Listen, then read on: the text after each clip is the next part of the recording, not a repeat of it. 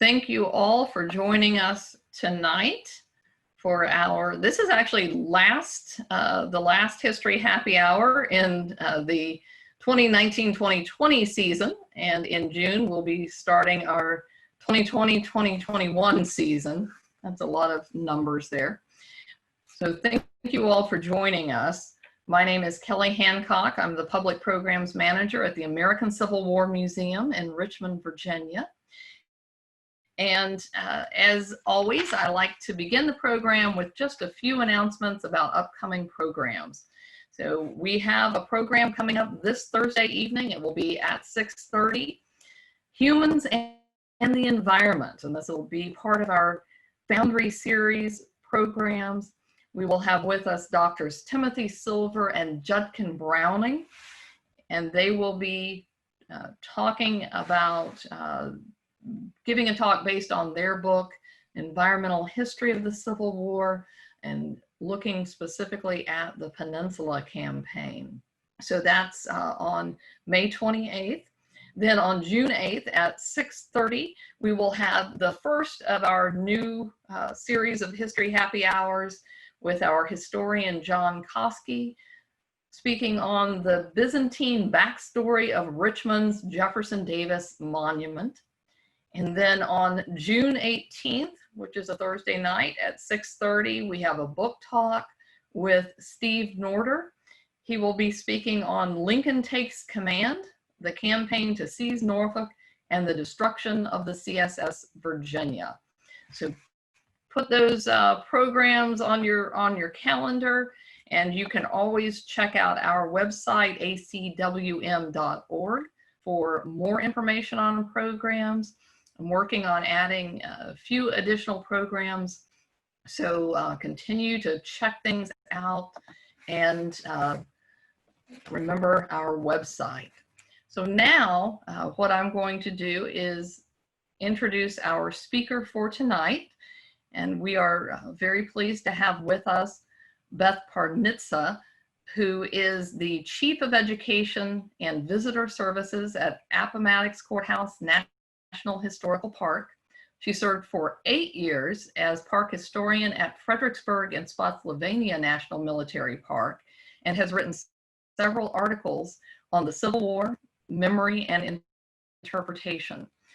A 2011 graduate of West Virginia University, she joined the National Park Service and moved to the other Virginia to pursue her passion for Civil War history. So welcome, Beth. I'm going to turn the floor over to you now. Thanks, Kelly. Well, and thanks everybody else for joining us this evening. I know it's not the most conventional means, but it's great to be able to see people from so many different places coming in. Our topic tonight is to talk about the looting of Fredericksburg. So when I was approached to do a history happy hour, I thought there's nothing that goes better with drinks and than a nice light subject like ransacking a town, right? So today we're going to talk about a lot of different things, but we'll give a good overview of what's happening, what brings us to looting the town of Fredericksburg, and then what actually happens during the looting itself. So it's a small incident of the war. Most people, when they think of Fredericksburg, they think of Ambrose Burnside, they think of Marye's Heights and the doomed assaults there. And there's only a little bit of attention given to what happens right beforehand. So we're going to spend a little bit more time on what happens before Burnside, well, and actually during, while Burnside is assaulting the heights at Fredericksburg on both ends of the town. So a couple of things to keep in mind as we go along. So one of the things I've noticed in giving this talk is that it can raise a lot of strong feelings because we're talking about the destruction of a town and stealing people's things, people's belongings. So the main thing that I ask folks when I'm starting to give this talk is to remember that our goal when we're studying history in this situation is mostly to understand. At least that's my goal. It isn't to say, wow, those Confederate civilians really deserved it, or oh my goodness, those Union soldiers were terrible vandals. It depends on your point of view, right? So I think for us, the main goal here is let's better understand what brought the Union Army to actually bombard and then loot the town of Fredericksburg, and what are the sort of lasting consequences and implications of that action.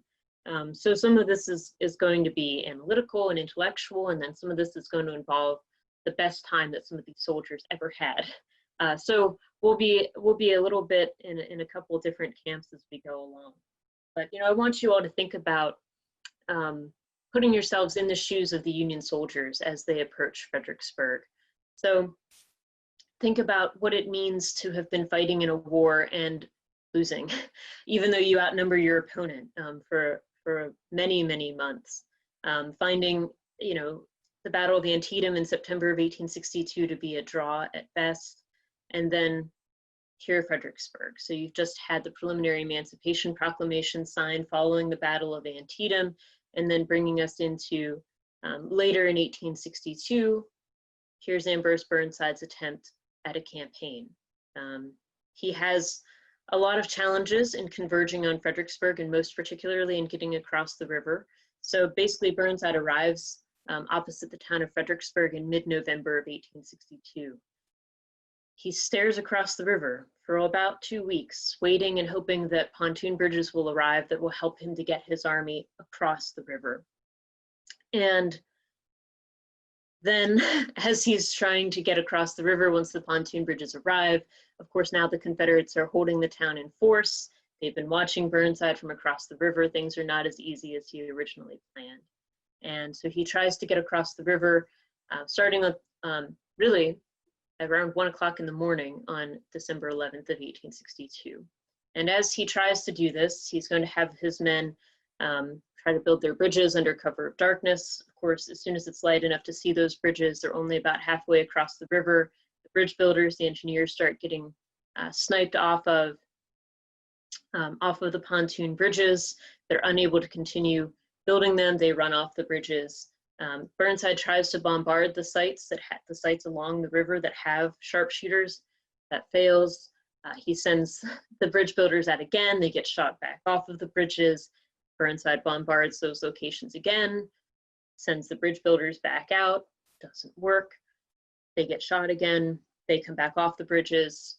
Burnside ultimately bombards the town itself. He orders a general bombardment of the town of Fredericksburg. So imagine yourself in the shoes of an average soldier in the Union Army. You're pretty frustrated by that point in time, right? So you've been trying to get across this river, trying to fight, trying to win a battle. All this time, it's not working. You find that your enemy has been using somewhat unconventional tactics by fighting and opposing this river crossing. None of this was really supposed to happen. It wasn't part of the usual plan. And then once the army gets across the river, Union Army enters the town of Fredericksburg. They end up having to fight street by street, even though Robert E. Lee had essentially said earlier on that he didn't plan to use the town for military purposes. When push comes to shove, for the Confederate Army, it was a good tactical move. They can delay the Union Army's advance into the town yet again, even further. So they end up shooting from behind buildings, from inside buildings. Unconventional warfare. It's not really what the Union Army had signed up for at this point. So they get even more frustrated and even more upset, all of the soldiers who had been participating in things to this point.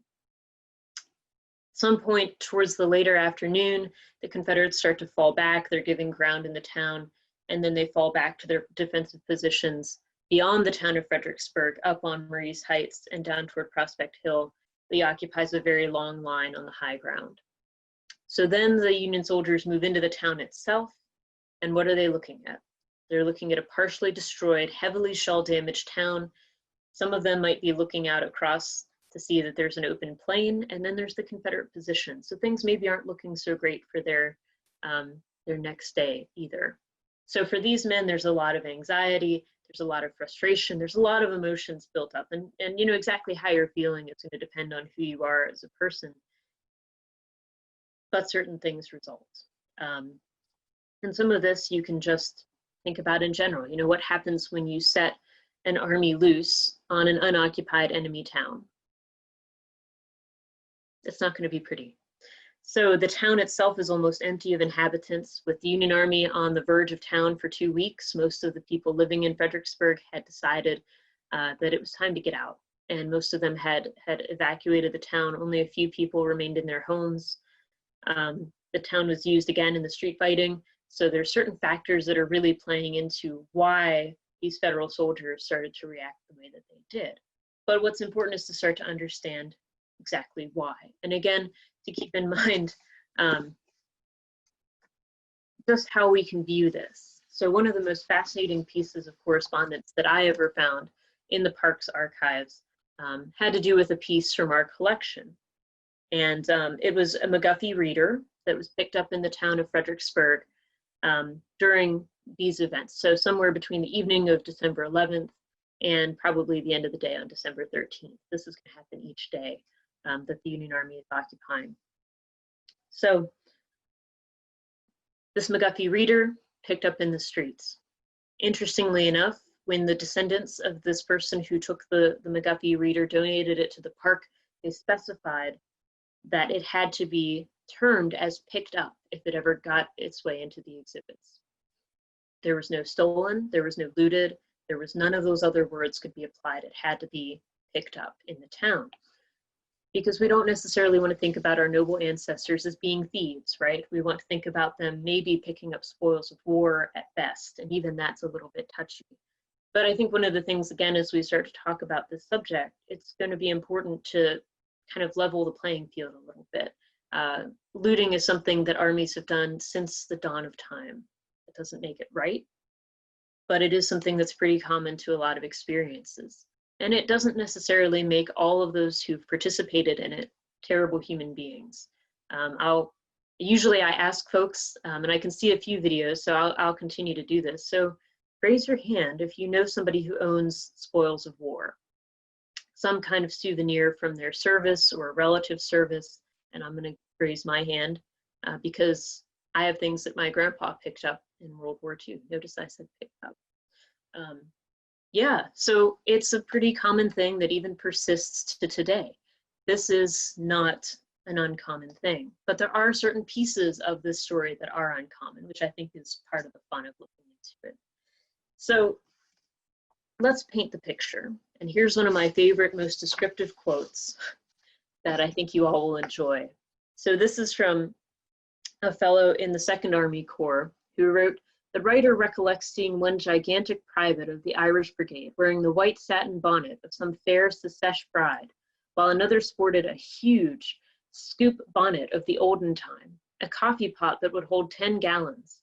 Another was staggering under a monstrous feather bed for 2, while the Inspector General of the Corps, entering a noble house in the outskirts, found it occupied by the picket reserve, every man of whom had added to his uniform a lady's chemise taken from the well-stored presses of this abode of luxury." So there's men wearing women's dresses and women's bonnets. There's people stealing food, people stealing mattresses. There's a lot going on just in that quote, and we're going to hear a lot more as we go along, which has to be a really interesting facet, right? This town looks probably a lot like the hometowns of these Union soldiers. What made them come through and say, I'm going to devastate this town, I'm going to take the property? And we'll hear from those soldiers about just what they're thinking as we go along. These are men who are not normally thieves. You know, if you think about the average soldier, they're not all criminals, right? I think that's a safe assumption. Some of them might be, but here are people acting a little bit outside the norm of their usual circumstances. And you see a certain breakdown of discipline in the Army as well, as all of the officers and men have been facing really trying circumstances, particularly on December 11th. You see them start to loosen up, and then you see discipline as a whole starting to dissolve across the Army. And so there's a lot of questions that then come along with this. A lot of people thinking, you know, what exactly did happen? Because there are some misconceptions that are as wild as a wholesale burning of the town to raping and pillaging from the Dark Ages, which generally did not happen. And then to ask who is ultimately responsible, because as human beings, again, we really like to find somebody who's responsible. And I think we're going to find that to be the more difficult question of the two. So let's start off a little bit with what happened. And I'm going to, bear with me for just a minute. I'm going to share my screen here to show a couple pictures, because one of the beautiful things about the looting of Fredericksburg is that at some point, a lot of these people, ended up having guilty consciences and returned things. including a full silver set that went back to one of the churches in town. But here's one set that was donated to back to the park, actually. And so you can see these pieces on display at Fredericksburg Battlefield Visitor Center if you go there. You'll see here's a surgeon, a Union surgeon, who took this teacup. That's going to be the lower cup, and the Staffordshire cup from Fredericksburg is the one with the fancy handle. Teacups were particularly popular, so I also have this other teacup to share. This one, I love the detail on it, so I focus mostly on the little painted piece. And this is a good one because it comes from a man named Charles Goddard, who wrote a letter to go with it when he sent the teacup back home. And so you can see the quote from that in here. When I looked in my haversack for something to put the butter in, it struck me pretty forcibly that I ought to have something like a cup. So he is initially stealing butter, but then decides to go ahead and put it in a teacup and then send the teacup home. So, you know, if you're a soldier in an unoccupied and fairly well-to-do town, keep in mind it's now December, and even December in Virginia is cold. So what's the first thing you might look for? But comforts, right? You're going to look for a bed to sleep on, or you're going to look for butter or some kind of food that tastes better than your army rations, maybe some blankets. And so you see that some of the most frequent items that are taken that comes up in soldiers' accounts is mattresses, butter, feather beds, and tobacco, all the comforts of home that you wanted to find in Fredericksburg. A man named John Stuckenberg from the 145th Pennsylvania wrote, fresh pork, flour, potatoes, lard, rice, beans, molasses were found in abundance, as well as an occasional duck or chicken. He said the men lived well, better perhaps than at any time since they were in service. So these men really made themselves at home as much as they could here in Fredericksburg. A lot of the feather mattresses were pulled into the streets so that they could have a soft bed and still sleep where they were supposed to. The Irish Brigade, famous brigade, of course, down at the middle pontoon crossings, where there were 3 crossing points on the Rappahannock River to get the Union Army into Fredericksburg. They have such stylish names as the upper, middle, and lower pontoon crossing. So the middle pontoon crossing, which happens to be at the modern day city docks, if you go to Fredericksburg, the Irish Brigade was there, and they found that Confederates had sunk large quantities of tobacco in the Rappahannock River to prevent its capture. And that was simply unacceptable to them. So they decided to go diving into the river to retrieve that tobacco, because why would you waste it, of course? So William McCarter, a Pennsylvanian, claimed to retrieve 15 boxes of good plug tobacco. He said, sufficient to satisfy the wants of every member of our regiment and 2 others of the Irish Brigade. So definitely a lot of tobacco recovered. Some of them sold it, others kept the plugs in their pockets. And McCarter wrote that after the battle, soldiers would show bullet-pierced testaments that saved their lives, but he wrote that the evidence of the life-saving tobacco surfaced immediately after the battle, but then the rest of it tended to go up in smoke. So there are no, that we know of, any surviving plugs of that tobacco, but apparently it helped some folks. Another Pennsylvanian wrote, 2 or 3 men I saw with their haversacks full of Confederate notes that were afterwards used to buy many a chicken pie or loaf of bread during our subsequent marches through Virginia. Private dwellings were entered, and at first groups would be seen examining the furniture, books, pictures, etc. Others amusing themselves playing the piano, be followed by others to carry off such things as struck their fancy, only to be dropped at the next house for something else, and finally to destroy what they could not take away. My heart was saddened by the destruction I witnessed. So Ward describes here how the looting starts to develop. You know, it starts as people getting Confederate notes that they can then buy things with later, taking supplies and food, and then it goes to just plain snooping and, you know, relaxing in the furniture or checking out the furniture, looking at books and pictures and other valuables that were left behind in the house, playing the piano. And then at some point, it becomes destructive. And what they couldn't take, many of the soldiers decided to destroy so that nobody could take it. And Ward says that he's saddened by the destruction he witnesses. So we're going to see a few more of people's reactions, essentially. But we'll go back to Goddard for just a moment here. The fellow who stole this teacup took picked up, whichever word you'd like to use, because this brings us back to a little bit of the mirth that goes along with this story. He wrote that he filled it with butter and did eat butter and flapjacks until I was filled. Hard to have a better night than that as a soldier, right? Eating all the pancakes you want. But so again, what actually happened in Fredericksburg? I've put together a rough map, trying to sort of give where some of the key units that were involved in this were located. There are more than what I have on this map, but trying to sort of say what happened and where. And it paints a really interesting picture. So you can see going straight down the middle here, 20th Massachusetts, those Harvard boys, can't trust them. They had buggy rides, cotillions, and a carnival scene. And this is probably the most famous aspect of the looting of Fredericksburg, is when folks really started focusing in on how can we have a good time. But in other places, you see to the left of that note for the carnival scene, that you basically have more Massachusetts boys looking for honey, food, feather beds, and souvenirs, and they do engage in some property destruction. You can see at the bottom there that the 106th and 72nd Pennsylvania took souvenirs, destroyed property, and interestingly enough, they also put out a fire. You wouldn't have thought that they would be helping to salvage the town, but in this section of town, the Pennsylvania boys actually did endeavor to save one of the structures, the old Bank of Virginia. You also have to the far top of the screen here, you'll see the 19th Massachusetts occupying homes in the area. So we're going to work through a lot of these different descriptions in more detail, but it shows you that some of this is also regional. Even in the small town of Fredericksburg itself, there are people who are doing different things in different places.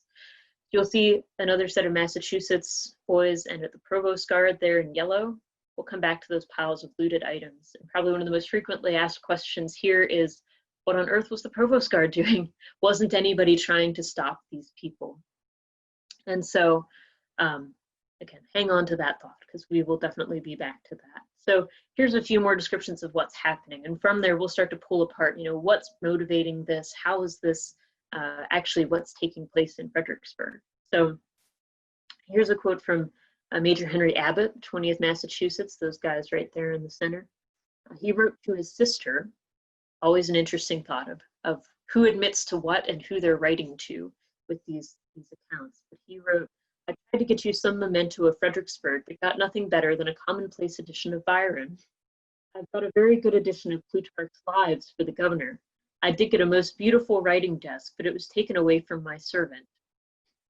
I have 2 children's books for Frank and Arthur. I went into nearly every house to get some nice little silver thing for Mama and Mary Welch, but it was too late. Macy got just the thing, a little bed lamp of silver.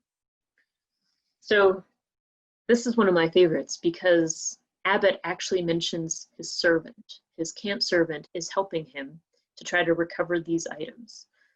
So looting is being done by poor and wealthy soldiers alike. This isn't necessarily based on people's needs.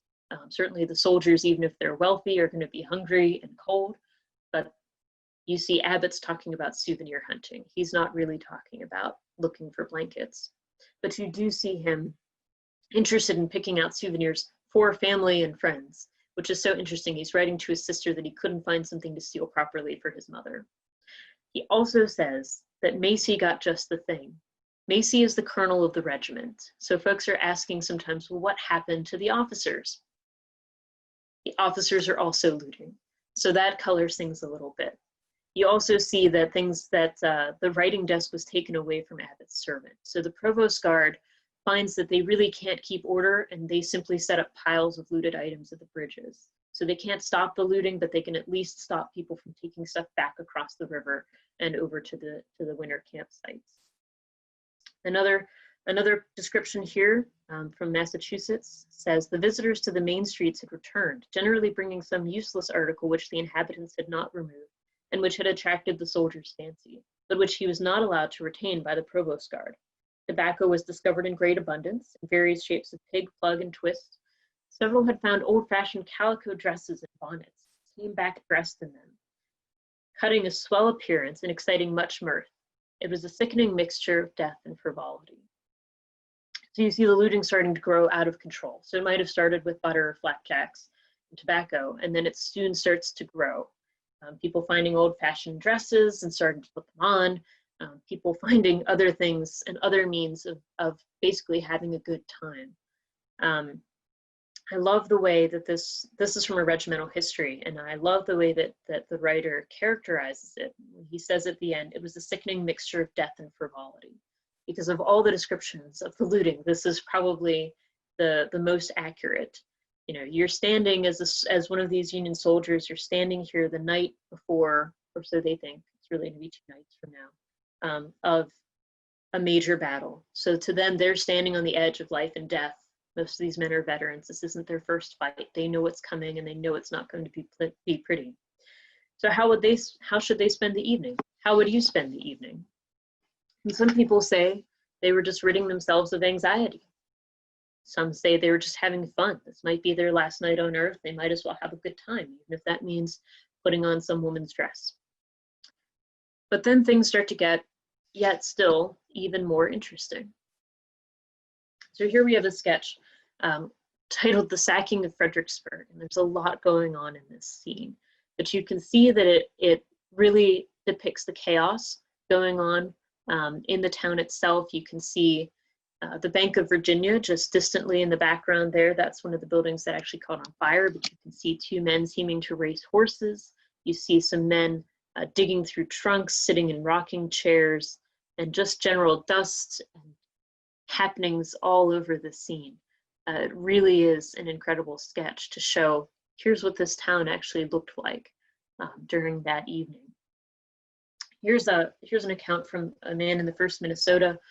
It's anonymous. So again, keeping in mind who admits to what. There's a lot of people who admit to seeing things. There are not a lot of people who admit to taking things, or being participants in this action. So I always pay close attention to the people who do.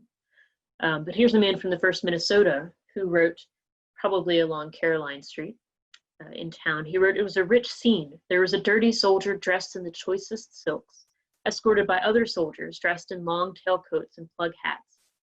Some were loaded down with tobacco, whiskey, wines, silver, and chinaware, and the finest kind of bed clothing. One of the boys picked up a violin, and a soldier was soon found who could play it, and so they took positions for a cotillion. Between sets, the ladies would sit on the curbstones, and the gentlemen would do the honors. But I cannot do justice to the scene. It's worth noting there aren't actually ladies in the town. There might be a few residents still in the town itself, but when they say ladies, they mean the men soldiers dressed as women, or the men who are pretending to be women, which just makes things more interesting, right? You have a lot of soldiers wearing dresses on this night in Fredericksburg.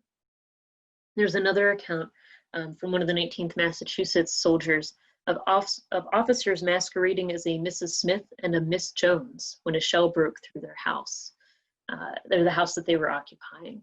And that account said, never did anyone get outside the nightcap and nightgown quicker than did these officers, who were willing to be shot as men, but not as women. So you can see the whole dressing in dresses thing is for fun. It's for their enjoyment. But it also has some larger implications. You can see that these men have a clearly defined line, right? They'll be shot as officers and as men, but not as men, or not as men dressed as women, not as women. So they can't be shot in a dress. But you can also see, certain questions arising. Why are they choosing to do this? Why are they mocking these particular things? And what is making them dress as women and parade through the town? So here's another really good descriptive account from George Bruce, who's another Massachusetts man. And he wrote, from a rebel stronghold, so Fredericksburg had this reputation to be a strong secessionist town, even though interestingly enough, there are actually a lot of Unionists in the area. There is the impression that Fredericksburg is a strong secessionist town. It is in central Virginia. It's halfway between Washington, D.C. and Richmond. There's a lot of reasons for that impression. But anyway, from a rebel stronghold, Fredericksburg had been converted into a center of loyalty.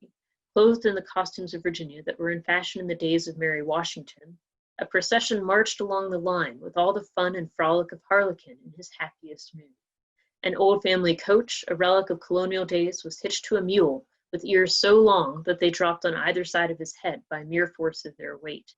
And driven the length of Caroline Street, by a soldier in the mask of a Negro, with two representative belles of a bygone age sitting on the back seat and scattering smiles and kisses to an applauding crowd. Who wants to see this scene?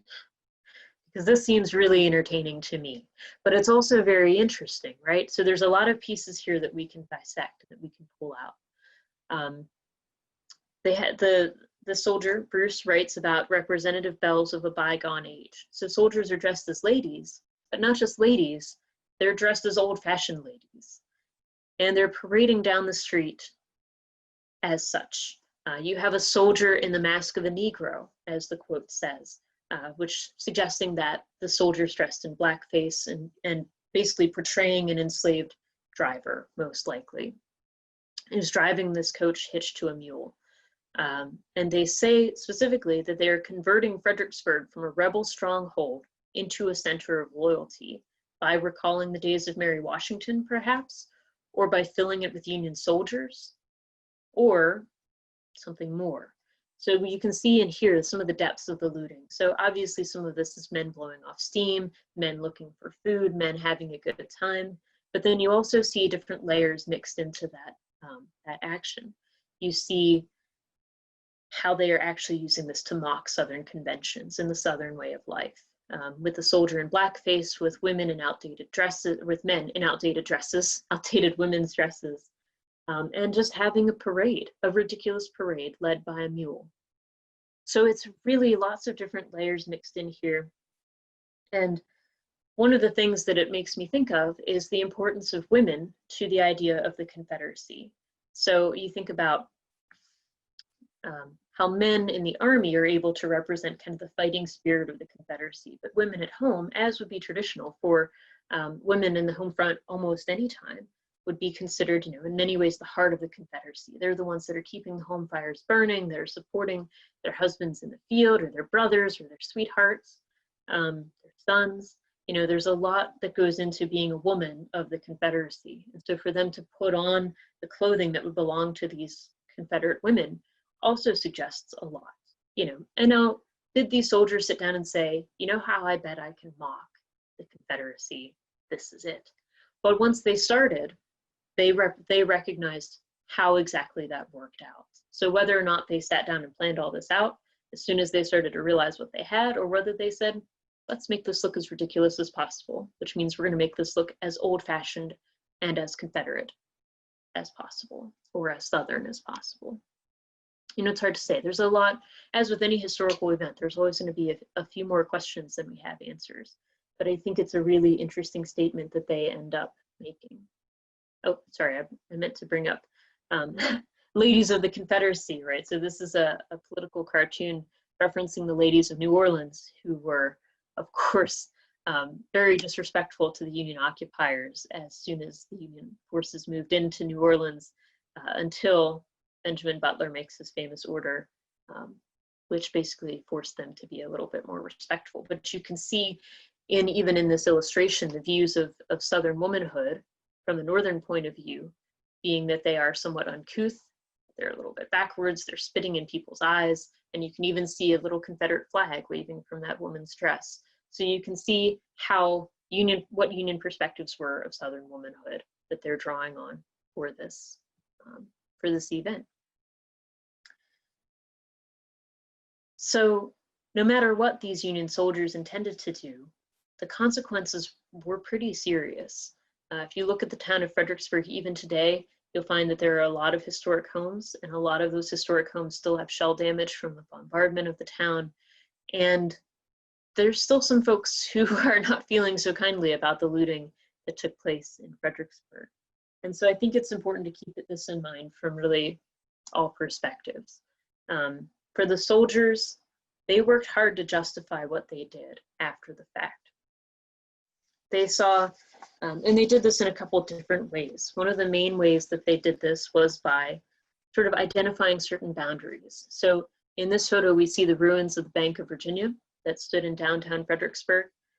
And when the Bank of Virginia caught on fire, as I mentioned before, these Pennsylvania firefighters, they actually had been firefighters before the war, they stepped in to put out the fire. So they are somewhat respecting that, hey, we didn't necessarily want to destroy this building or this part of town. And even inside homes, you see soldiers who are putting boundaries on their actions. There's a man, Captain John Adams from 19th Massachusetts, who wrote, "I left the men downstairs while I retired. The room I selected was the chamber belonging to a young lady. Her garments were in the press, and the little finery she possessed was scattered about the room. Fearing she might return, I did not undress, but went to bed with my boots on." So here's somebody who's securing comforts in a home while still, to some degree, respecting property rights and having a line established. There's a young lady who lives here who might come back, and I need to keep up a certain standard. And you see another man, again from the 19th Massachusetts, who wrote and said, "Rich furniture became, in the streets, the lounging seat or couch of some tatterdemalions, whom one would hardly dream were the heroes of yesterday and were to be among the heroes of the morrow. Rich carpets were cut up for blankets, cooking stoves were carried into the streets for convenience, and baking some soldier's dinner, but to the eternal honor of the soldiers, for the first time in possession of a conquered city, neither child nor woman was insulted or treated with aught but chivalrous respect." So we can destroy the town, but as long as we are not disrespecting women or children, we're still being honorable in some of these men's eyes. And not again, nobody sees this exactly the same way, but you can see that the humanity of these soldiers is intact. Mob mentality has its limitations. These men are still recognizing this might be okay in wartime, but this is still not okay in wartime, depending on what it is. What about men who thought none of it was okay? This man with these lovely whiskers and hair, and perhaps many of us can identify. He maybe hadn't seen a barber for a long time when this image was taken, but this is Marsena Patrick. He's the provost marshal, so that means he's in charge of keeping order and discipline in the army. I love the tone that he takes in his diary entry for the day. He wrote, "When I went into the town, a horrible sight presented itself. All the buildings, more or less battered with shells, roofs and walls all full of holes, and the churches with their broken windows and shattered walls looking desolate enough. But this was not the worst. The soldiery were sacking the town. Every house and store was being gutted.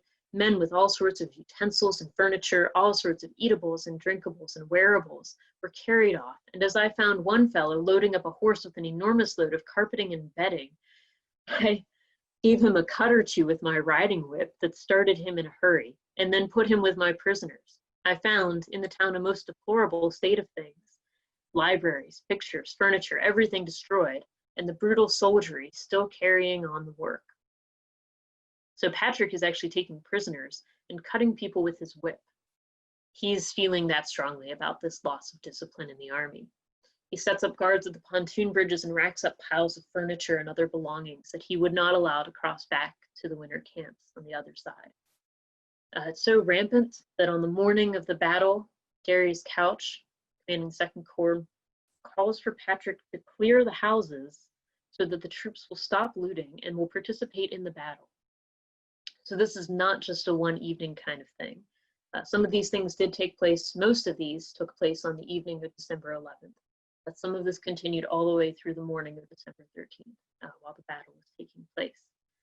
But also keep in mind that Marsena Patrick is a rarity, and part of why he's struggling so much is that many of the other officers who were already in the town had given up, and in many cases were also looting themselves. It's very hard to tell your men not to do something when you're the one that sniped that nice little silver lamp out from under them. So we see, again, Patrick really working against the grain of things by trying to stop this. But then going back to that question, what is justified in war? And what makes this okay in some soldiers' minds and not okay in other soldiers' minds? There's one man, another guy from Massachusetts. We have a lot of Massachusetts men who are in the town right now. It's simply a product of who was crossing the river first. It's not because the Massachusetts men were really anxious to loot the town. Lieutenant Henry Ropes, 20th Massachusetts, wrote, "As the city was defended against us, of course it was given up to pillage." So to him, there really isn't even a question. Why would we spend time asking whether this is justified or okay? Because of course it is, because the city was given up. or was defended against us, used for military purposes, therefore we can take whatever we want. And many soldiers will use this as a justification, that under the codes of war it was forfeit, and the invading army can do whatever it wants. Lee had actually initially stated that he wouldn't use the town for military purposes as long as the Union Army did not, but he changed his mind because he wanted to gain the strategic advantage that fighting for the town would give.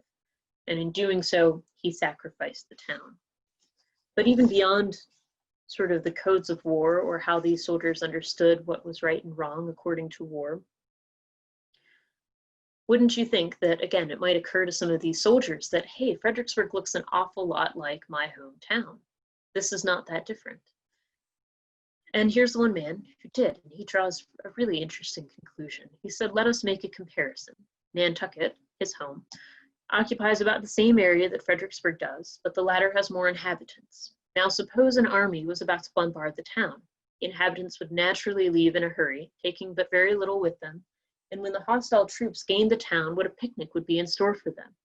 They would enter the houses and stores and help themselves. Well, that is just the state in which we found Fredericksburg when we entered the city, and of course the troops considered it common property and took whatever they wanted. So he draws the connection, but he makes the opposite conclusion of what we might think. Instead of pausing and sort of saying, oh, maybe I shouldn't do this, I wouldn't want someone to do this to my family or my home, he says, of course, this is what they would do, so we'll do it to them. And so some people claim it's exactly their right. Some people say that others would do the same thing in their situation. But what I think is really interesting here is that one of the commonalities to most of these accounts of the looting is that they're really thinking about it in the aftermath. Was it right what we did? Was it wrong? Should we have done this? And then thinking about afterwards, right? We're talking about men who are writing back to their sisters, to their mothers, to their sweethearts, their wives, and they have to explain why they just ransacked a town or why they stood by while other people ransacked a town. So how do you tell your mother, who probably raised you not to steal, that you just stole? Great question, right? So I think there's a little bit, as we work on this whole idea of we're seeking to understand why we've done this. There's a few quotes that I want to share. And one you might recognize from the description of this talk. The contents came from one of these quotes, the first one. And I think it really paints a picture. These are both written by men in the same unit. So these are both men from the 19th Massachusetts. And their experience is dramatically different.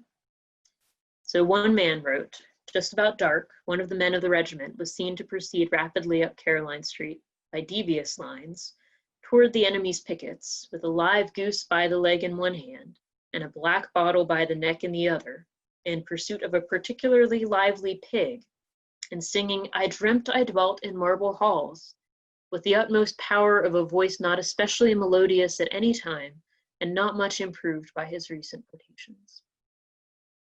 So we've got a man watching a drunk man chase a pig with a goose in one hand, alcohol on the other hand, and singing terribly while he does so, walking up the street of Fredericksburg, one of the streets in Fredericksburg. You have a contrast in the other account that I'm going to share, again, from the 19th Massachusetts. These guys can't have been very far away from each other. And he wrote, one poor fellow was struck by a round shot, carrying away one side of his head and scattering his brains all around. Pigs were roaming around, eating them. So that brings us back to that mixture of death and frivolity that we were talking about at the very beginning, right? So what sort of emotions does a scene like that elicit? It's ridiculous, but it's also very somber, very sobering, especially considering that second quote. So how are these men supposed to cope with the constant pressure, the need for a release, for some of the sights that they're seeing? You know, whether it means that they decide to react by getting drunk, or whether it means that they're writing these very sobering scenes as they go along. I think it's a really interesting question.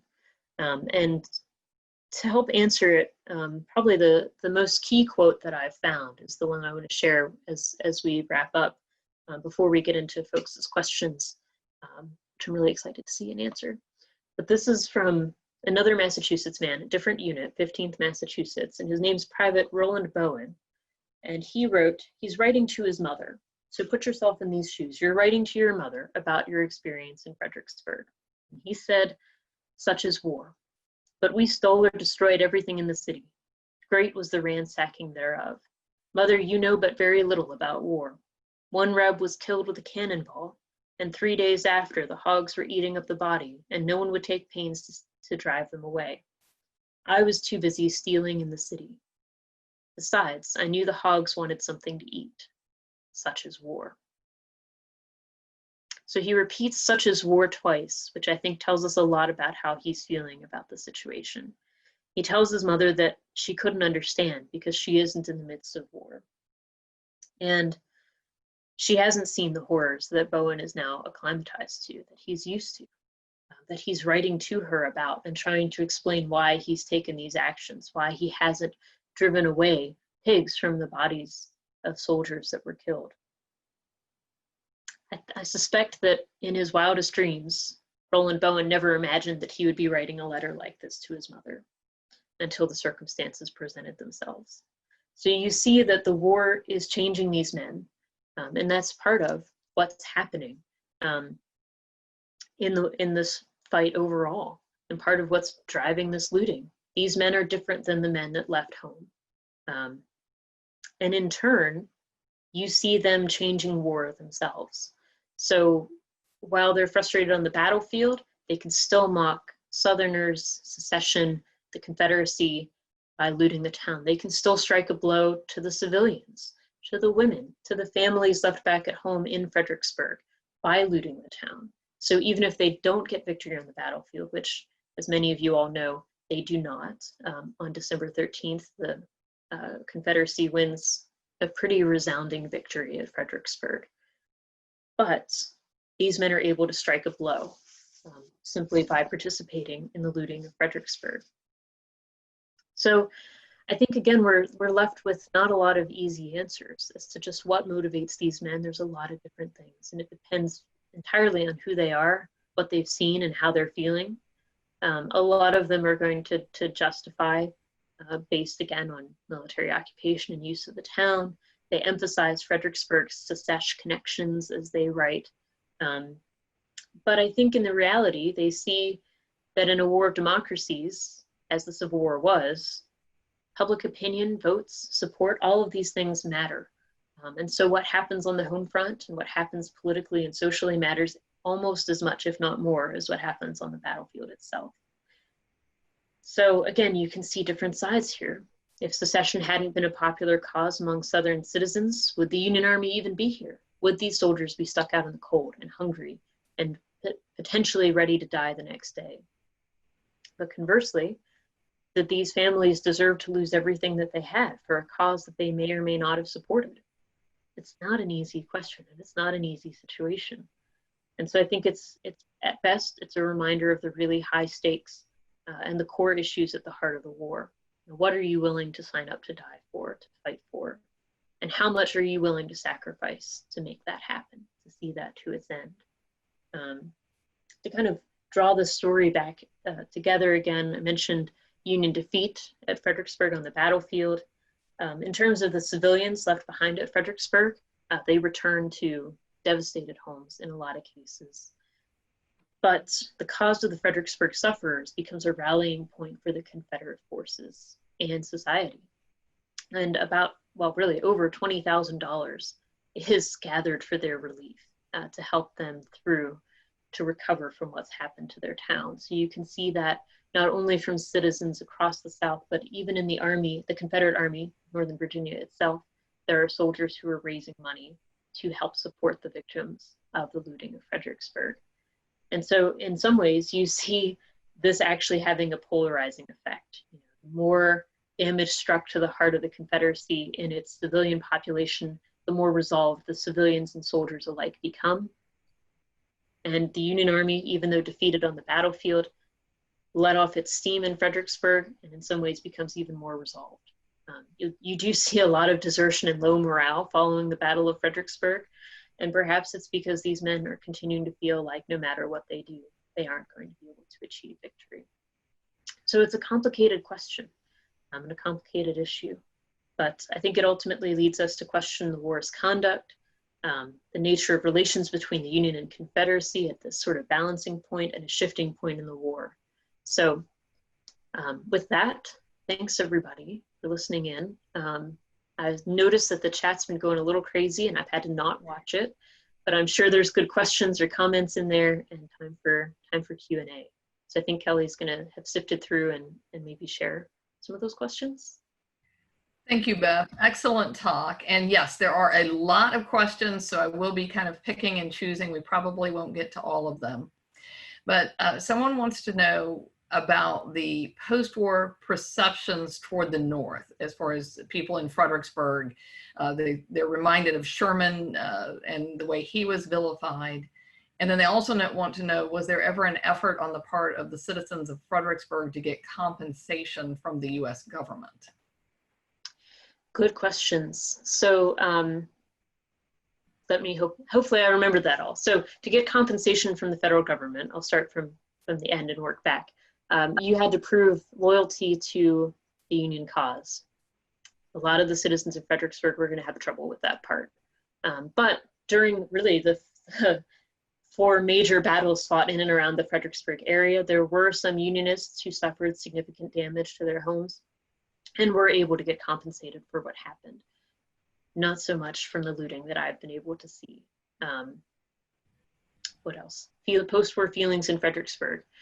Post-war Fredericksburg is pretty devastated, not just from what happened in December of '62, but the town itself was overrun as a hospital in 1864 during the Overland Campaign. So these people suffered a lot through the years.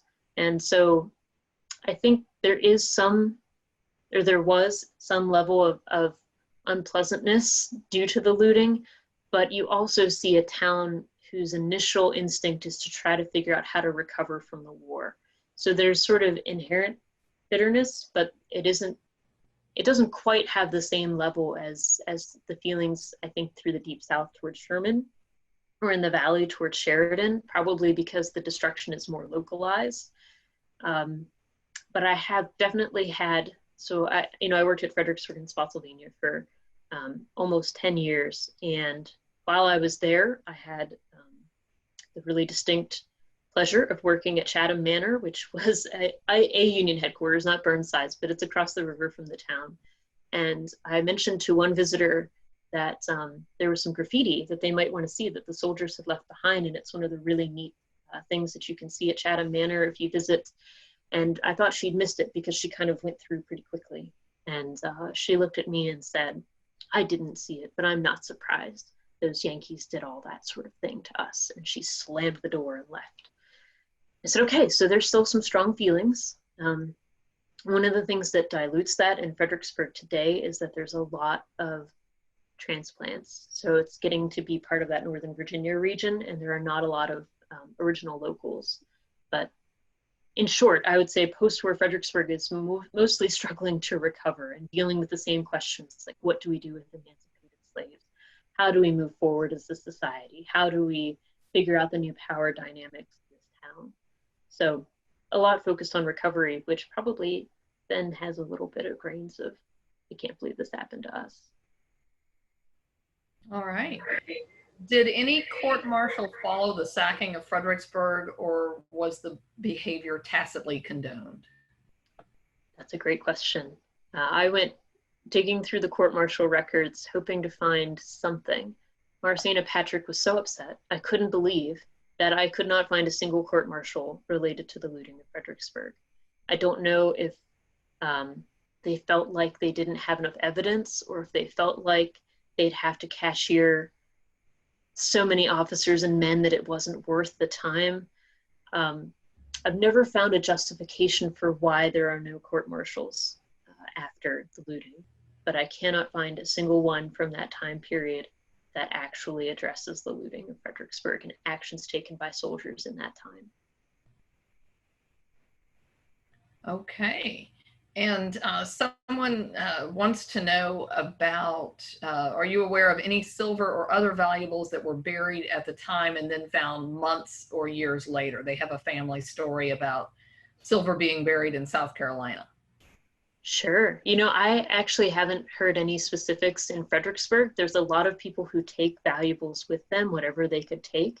So they're like loading up carts and wagons because they have some time to evacuate the town. I know during other battles, there are talks of ladies like hanging the silverware in their hoop skirts and such. Now my research is mostly focused on the soldier side of things, but I'm not sure that I've seen any detailed accounts of civilians burying their silver, but I would not be at all surprised. It was not an uncommon practice, even though it seems just to pop up in every family story that makes you doubt whether it actually happened. Worth a try, right? Better than leaving it out on the shelf. All right. And can you talk a little bit about your the sources for the illustrations that you used? Sure. Will they, So, is there a way to make those available or information? you know, it might seem a little overwhelming, but you can email me, I guess, if you want. Most of those things, so the first two, the images of the cups and the letters, I took those. They're part of the Fredericksburg and Spotsylvania National Military Park collection. So if you want formal pictures of those, I'd suggest contacting the park because they can give you some high res, or they can then email me and say, Beth, we knew you took pictures. Can you share those? And then the map of the looting, I wouldn't share only because it's a work in progress. And I made that myself and I'm still working on it. I'm still compiling different aspects of the looting and in different places and units. And I have a hand-drawn version of it that's a mess. That's just my working copy right now.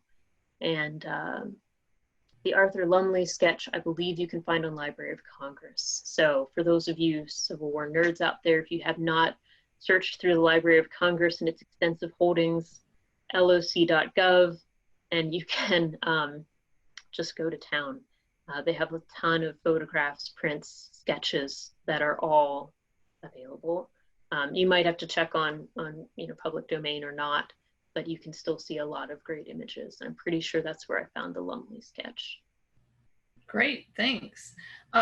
And someone else, again, wants to know a little bit about post-war Fredericksburg and whether freed people of color were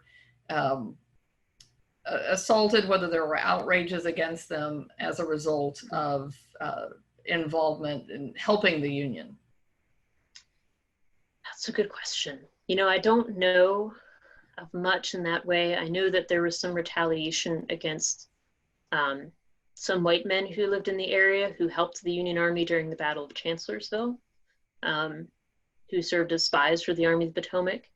I don't know much of anything in terms of retaliation for the freed Black community. There was a freed Black community that occupied a part of the town, kind of on the outskirts, called Freedom Town. But I haven't really heard many accounts of assistance rendered during the Battle of Fredericksburg, or any kind of retaliation. You know, I would suspect that there are more freed people who are still in the town during the battle, simply because they wouldn't have had the means that some of the more privileged members of Fredericksburg society would have to escape, but they may well have gotten out of town wherever they could. A lot of folks are taking refuge in churches and elsewhere. I will say that post-war Fredericksburg is an interesting place.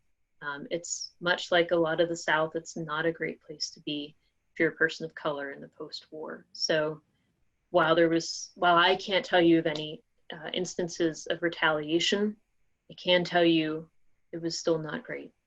There's a lot of, inequality is an oversimplification and an understatement of the year, right? There's still unequal treatment all over the place. So I did also just see a note that says, referring to Civil War nerds, it seems unkind. I feel like I should preface that by apologizing and saying that I very much identify as a Civil War nerd, and I think it's one of the highest compliments that I could be paid. or anyone else could be paid. So I did not mean to cause any offense there, and I apologize if I did. I mean that in the nicest way possible. Civil War nerds are my favorite people. I know enough Civil War nerds that I did not take offense to it. But do you know of other instances of soldiers dressing up in women's clothing and putting on dances or country carnivals similar to what happened in Fredericksburg? You know, I haven't seen that much in other Civil War accounts. I haven't studied other situations that were similar to this in enough depth, so someone else may be able to chime in. But I can say that one of the sources that one of my professors sent me when I was in college and first looking at this was about the California gold rush, of all things, where there were men. So there's obviously way more men than women in the California gold rush. And so in a lot of these gold mining camps, they had dances, they had organized events, and there were men who would wear some certain article of clothing on them, whether it's a handkerchief in the back pocket or something like that, that would denote that they were the woman in the dance. And you know, I think that the author, the scholar who was writing this, had some speculations about, you know, does this show a rise in gay culture early? Is this sort of an expression of that, or is this just men who want to dance and there's not enough women? And all dances at that time, or most dances of the time, revolved around men and women as a couple. And you know, I don't think there was enough evidence to really conclusively say what this means, but I wouldn't say that it's an isolated incident. I would say there's other precedents for men dressing as women, or signifying that they are dressing as women and acting in that role for dances and parties, that sort of thing. And the wealthy man's servant, do you have any idea whether the soldier himself was paying the servant, or whether his family had provided the servant's services for him?